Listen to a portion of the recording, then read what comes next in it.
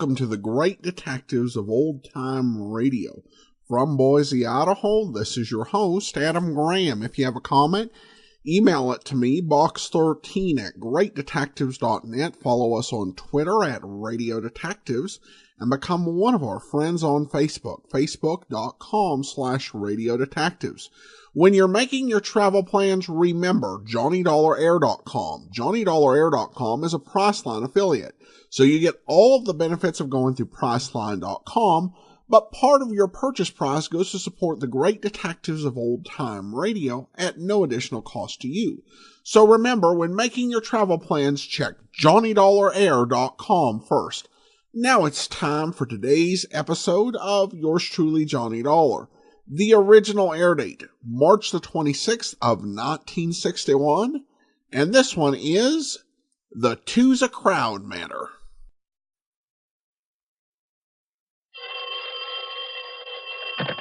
Johnny Dollar. Paul Ferris here. Ferris. That's right. And where is here? New York City. Oh, yeah, Worldwide Mutual Insurance. Right. Well, hi, Paul. I haven't talked to you since that little problem with Tony Valentine. Well, then you remember him. Are you kidding? When that little punk found out I was on his trail, he made a lot of big talk about getting me before I could get him. Yeah, I know, Johnny. When I finally turned him over to the police there in your fair city, he started making with the threats all over again. But as long as he's safely behind the bars now, He was, why Johnny, worry about him? What did you say? I said Tony Valentine was behind bars, but a few days ago, he and a con named Sandy Reinhardt broke out of that little upstate prison. No kidding. A couple of nights ago, they pulled a red light robbery on a dark side street right here in the middle of the city.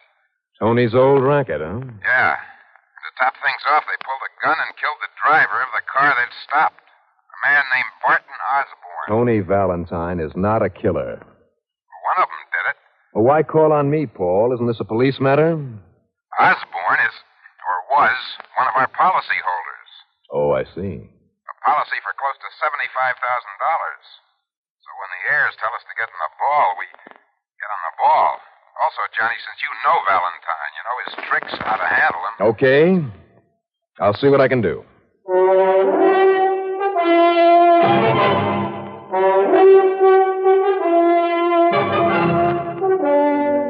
The CBS Radio Network brings you Bob Reddick in the exciting adventures of the man with the action-packed expense account, America's fabulous freelance insurance investigator. Yours truly, Johnny Dollar.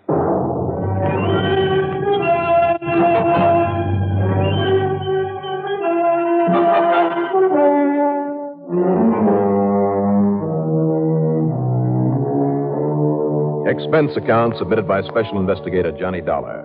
The Worldwide Mutual Insurance Company, New York City office.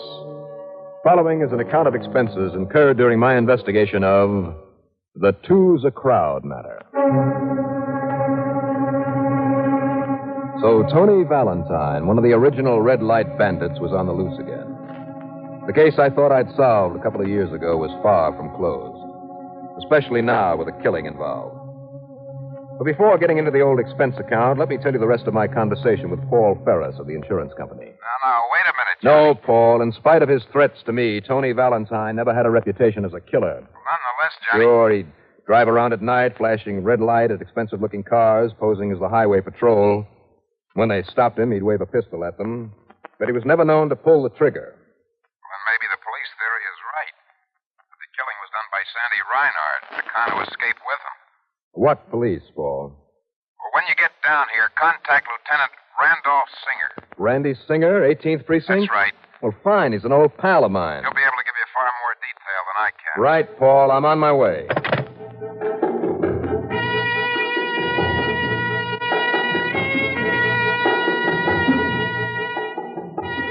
Expense account item 1, $8 plane fare to New York.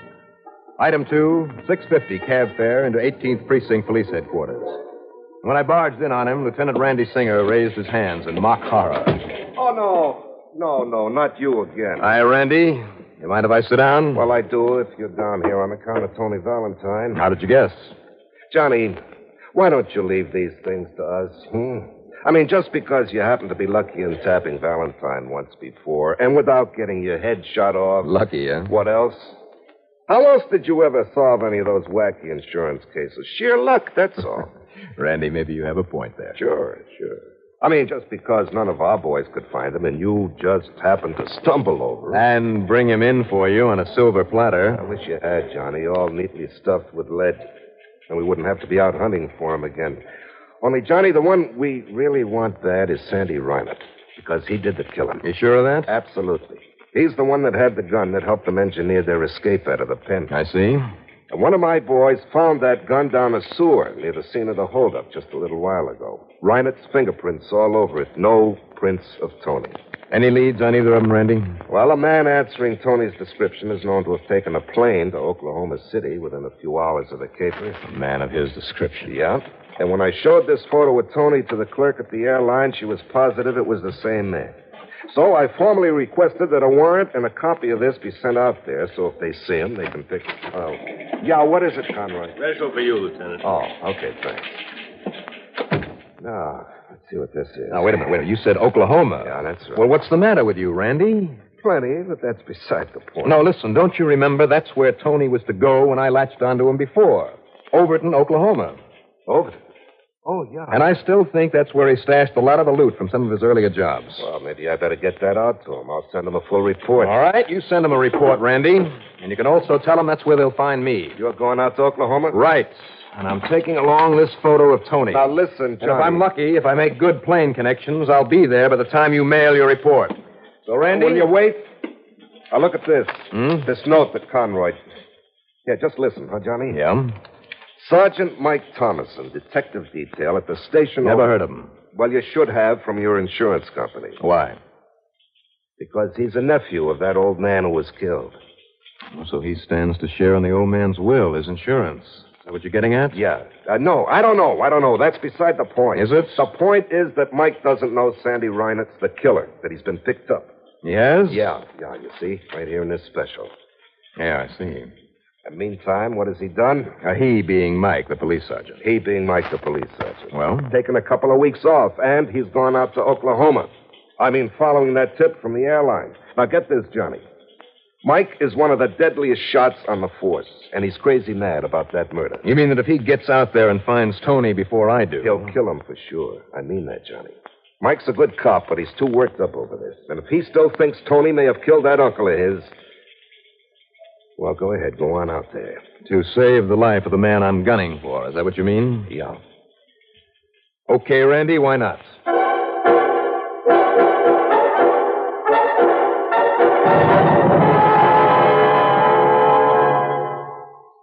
Hi, this is Dennis James.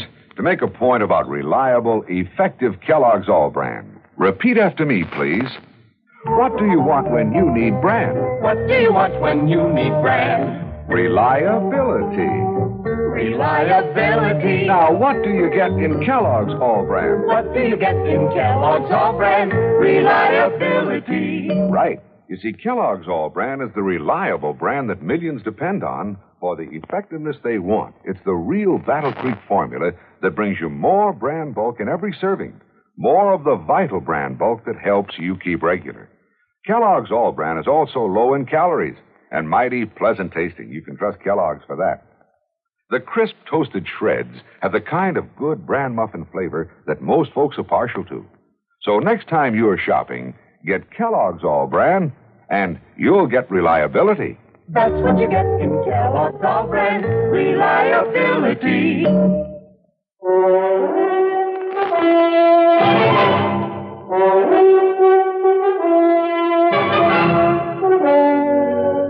Well, maybe Randy Singer's alarm was uncalled for. All he had to do was get the Oklahoma City police on the phone, tell them to pick up Tony Valentine, to keep Sergeant Mike Thomason away from him, and then arrange for Tony's extradition back to New York. And Thomason, off duty, acting on his own, couldn't do a thing about it. If Tony stayed in Oklahoma City. And I didn't think he would. I thought he'd head for Overton, far away from Oklahoma City's jurisdiction, a mere pinpoint on the map that most likely wouldn't have a police department of its own. If Tony were there, if Mike were to find him there, nobody would ever see him again, would ever know what happened to him. Unless somehow I could get to Tony Valentine first. Okay, then, expense account item 3 is $6.50 for a cab to the airport. Item 4, $89.50, plane fare. Oklahoma City, center of the mad rush for free prairie land back in 1899, where in one day, some 10,000 people staked their claims in newly opened territory. Now, it's a clean, modern city of something over 300,000, with skyscrapers crowding its central business district, and oil and gas wells crowding in around its edges. A city of iron and steel plants, clothing, furniture factories, stockyards and meatpacking, oil and cotton processing, electrical equipment, and the gamut of recreational and cultural facilities, country clubs and fine homes. But despite the change in time zone, it was late afternoon when the plane set down at Will Rogers Field. And there I spent item 5, $50 deposit on a rental car, and I tore onto town to police headquarters. No, Mr. Dollar. We haven't turned up a single lead on this Tony Valentine. I suspect he must have just passed on through. Okay. Now, Captain, did you yourself talk to Lieutenant Singer of the New York Police Department? Yep. He told me about Mike Thomason. Sergeant Thomason. Has he been here? Have you seen him? Mr. Dollar, he spent 2 solid days combing this town for Tony Valentine. And? Well, he's acting kind of unofficially, isn't he? He sure is. I suppose you can't exactly blame him. His own uncle getting murdered. And, of course, his not knowing it wasn't Valentine who did it. But what about Mike? Well, let's see, about 15, 20 minutes ago, he came in and told me that he was giving up around here. But that he had some other ideas on Valentine's possible whereabouts. Oh? Mm-hmm. And that he was leaving town to follow him up. Leaving for where? Well, that he wouldn't say. Oh, fine. Except that it's way outside our bailiwick. That if any other authorities needed to be notified, he'd take care of such notification himself. Captain, how do I get to the town of Overton? Overton? A town? Well? There's a kind of a railroad siding. Maybe a couple of sleeping cars for a section gang. And where? Maybe an oil loading rig and a water tank. Where? Oh, I'd say it's about 75, maybe 80 miles north and west of here. Okay. There's an old abandoned oil well there, too, and a shack to go with it. Yeah, well, thanks. Bleeding Heart number 1, they called it. What did you say? I said they called it... Bleeding Heart. A Valentine. And his name is Tony Valentine. You mean you think... No wonder he picked it as a place to stash away some of his loot. Or maybe it was owned by his family. All right, Captain, thank you very much. You think maybe his folks own that well? Something like that? I'm thinking a lot of things. I headed north on 74, driving as fast as I dared. And then, a few miles after crossing the Cimarron River, I swung left onto a dirt road that was hard to navigate even with good headlights. And finally, after crossing seemingly endless miles of barren prairie, I saw the light in a railroad shack at one side of a huge water tank and a cattle loading platform.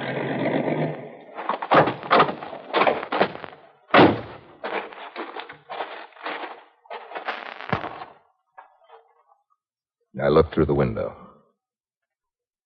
Inside the shack, sleeping sprawled over a sort of desk with a telegraph instrument on it, was an old man.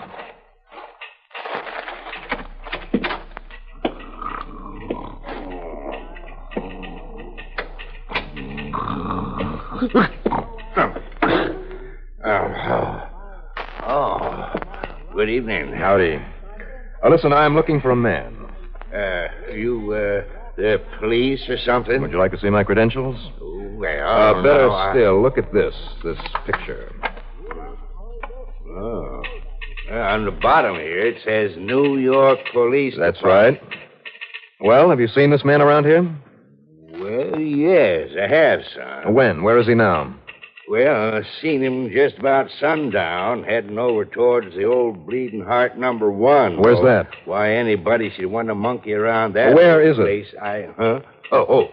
just follow that road alongside the tracks for about 2 miles, and there you are. All right. Now listen to me and listen carefully.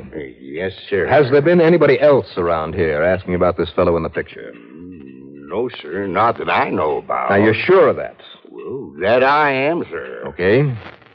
Now, there is another man looking for him. And he may come around here tonight. Watch out for him.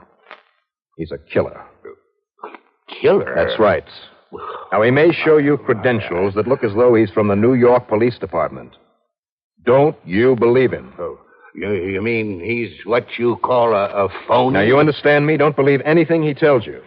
Oh, okay, son. And above all, do not, under any circumstances, let him know that you've seen the man in this picture around here. Well, now, look here. Unless mister, you want to be a party to a murder. Oh, okay, son. I'll do anything you say. All right. Now, I'm going out there, and You're not going anywhere. Look, he's got a gun. That's right. Either you make a move, I pull the trigger.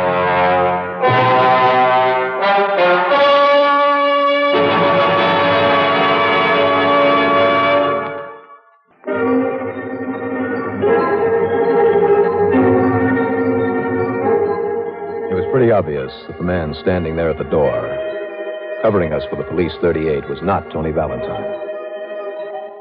It was also obvious that he didn't know who I was, and I knew better than to tell him.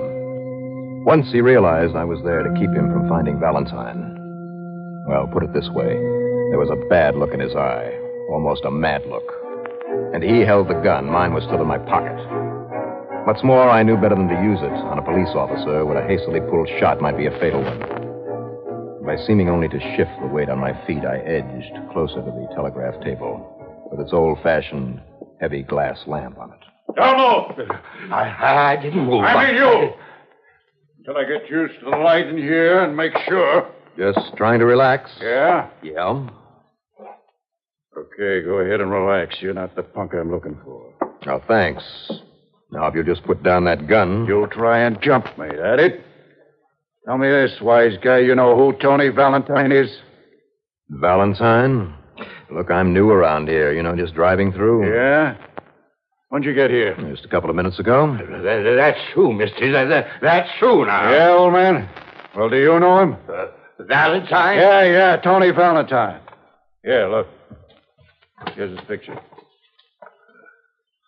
Well, I said, do you know him? No, sir. I know who you are. You're a killer. What are you talking about? And your name is Sergeant Mike Thomason. What? Who are you? I said, who are you? Come on, wise guy, talk. You're a killer. That's what you are, a killer. Shut up, you. That's why you come here with that gun, to kill somebody. Shut up. Now listen, wise guy. Oh, no, you don't. When he knocked down the old man, I pushed the lamp off the table. Dived for his knees. Are you dirty? A couple of those shots came far too close for comfort. One of them grazed the top of my head. I locked his gun hand under my arm and shoved a fist into his midsection and then came up to his chin with everything I had.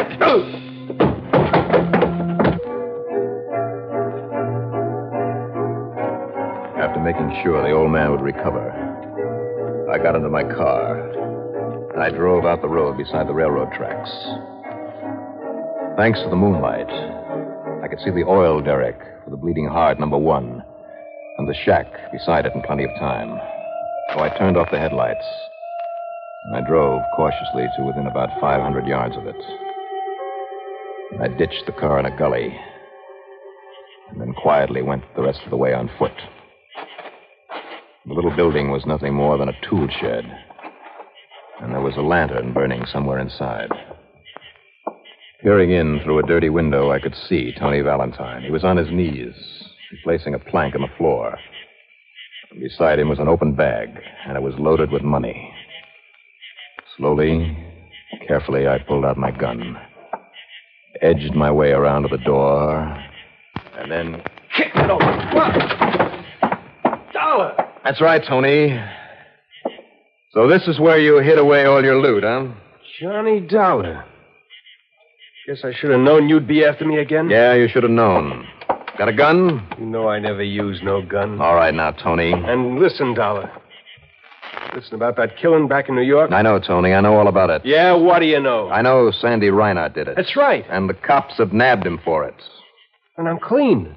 And I'm all right. You are? Well, sure, Dollar. Look, don't you see? I was afraid they'd catch me and burn me for it. That's the reason I come out here. Get everything I had so I could skip the country. Not a chance. What do you mean, not a chance? Think I'm going to give up easy and go back to New York with you just because you're holding a gun on me? You've got a choice. Oh, yeah? What is it? Go on back with me and without any trouble. Or I can leave you up to Mike Thomason. So who's Mike? Thomason. That killer cop? That's right. That man was his uncle. He thinks you killed him. But I didn't. Nothing you or I can tell him will ever convince him otherwise. And he's out here, Tony, gunning for you. I don't believe it. So you have your choice. Go back with me and take whatever they hand you for the jailbreak and holdup. Or be shot down by Mike Thomason. You're lying. You're trying to trick me. I knocked him out over at the railroad shack, but not for long, so we haven't much time. As a matter of fact, we haven't any time. The car out there. That is Mike Thomason. You got a gun. You got to stop him, Dollar. Do I? Look, you can see him in the moonlight. With that gun, you can nail him. Would you like to be the cop killer? Oh, no. Dollar, he'll come in here and kill me. At this point, he might try to kill both of us. Well, what do we do? He's coming over All right, here. Now shut up, Tony, and be quiet. He'll know I'm in here with you. But unless you kill him first. I told you, who wants to be a cop killer? But I want to live. Well, so do I. If I could reach that lantern, knock it off the table onto this oil-soaked floor without him seeing Okay, Valentine. I know you're in there. Come on out here with your hands up. Answer him. No, I'd do that. You'd kill me. That's right. Maybe I would. Now the lantern. What are you doing with that lantern? It's setting the place on fire. Now the joint's on fire. So now you got a choice. You stay in there and burn up with it or come out here and take a bullet. Either way, Valentine, you're going to pay for killing that man back in New York. Now, Tony, listen to me. He doesn't know I'm here. Dollar. Go over there in that doorway. No, listen. Now, let him see you. Go ahead, He won't pull that trigger unless you try to make a break for it. But there's fire in As here. long as he sees you, he won't see me go out through that back window. I hope. But there's fire, there's smoke. Get over there where he can see you. He'll kill me. There's fire. Knowing there wasn't a second to waste because of that fire, I plunged through the window into the night. I ran wide of the shed to get around in back of Mike, hoping and praying his whole attention would be on Tony inside. And it was until I tore into him with a flying foul. You again. It's all right, Mike.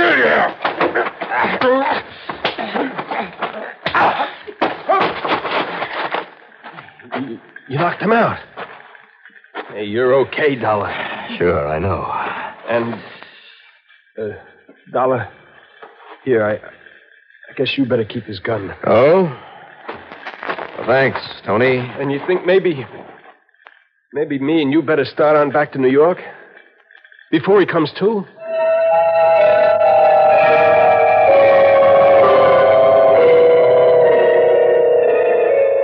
Funny, I never did think to find out if Mike Thomason kept his job on the force after that little episode.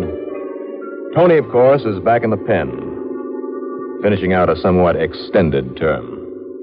Expense account total, including travel back for the two of us, $379.50.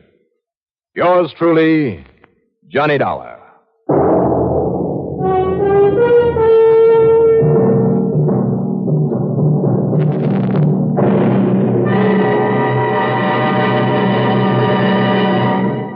Now, here is our star to tell you about next week's story. Well, next week, Strange Vengeance for an even stranger crime. Join us, won't you? Yours truly, Johnny Dollar.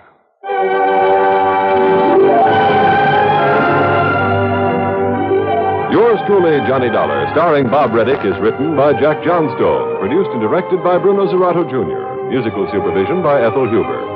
Heard in our cast were Bill Lipton as Tony Valentine, Larry Haynes as Randy Singer, Roger DeKoven as Mike Thomason, Arthur Cole as the old man, Mendel Kramer as the police captain, and Joseph Julian as Paul Paris.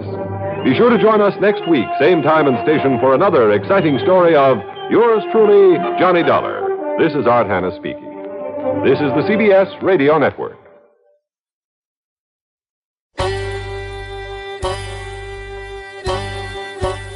Hi, this is Andrew from OTRWesterns.com. I wanted to invite you to come take a look at our site where we put out podcasts of old-time radio westerns. Check us out at OTRWesterns.com. You're listening to The Great Detectives of Old Time Radio with Adam Graham. Now let's get back into the show.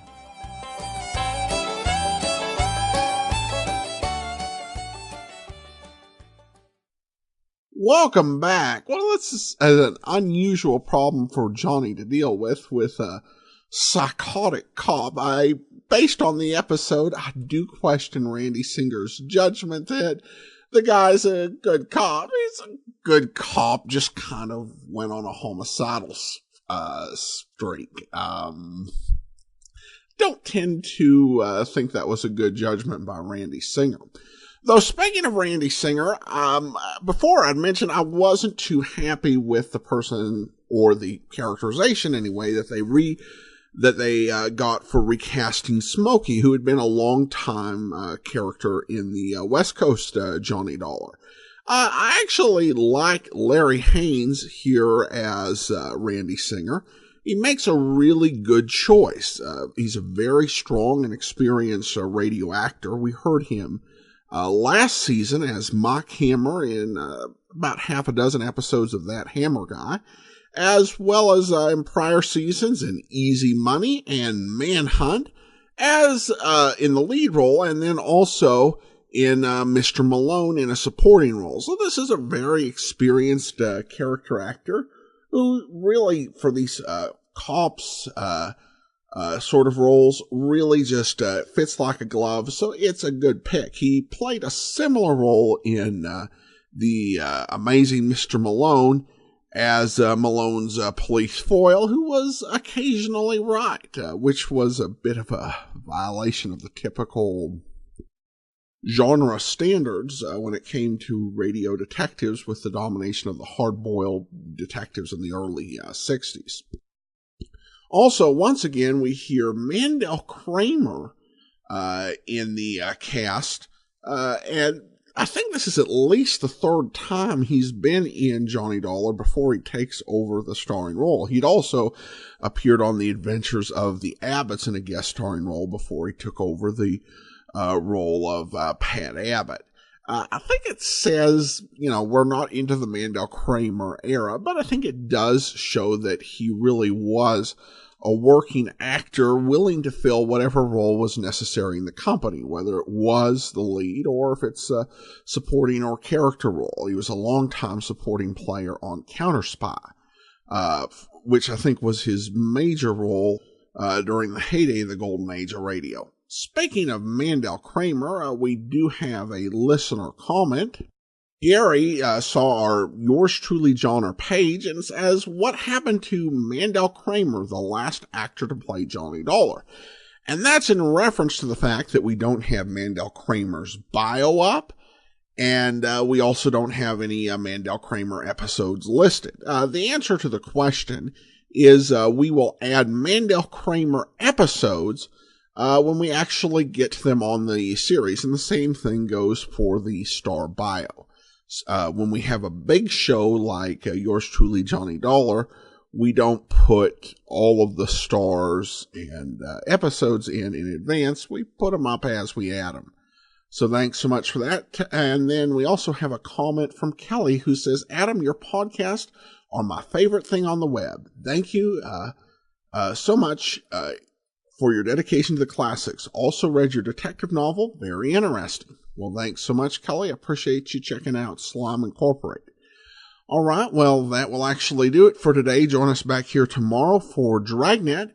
And next Friday will be another episode of Yours Truly, Johnny Dollar. In the meantime, send your comments to box13@greatdetectives.net.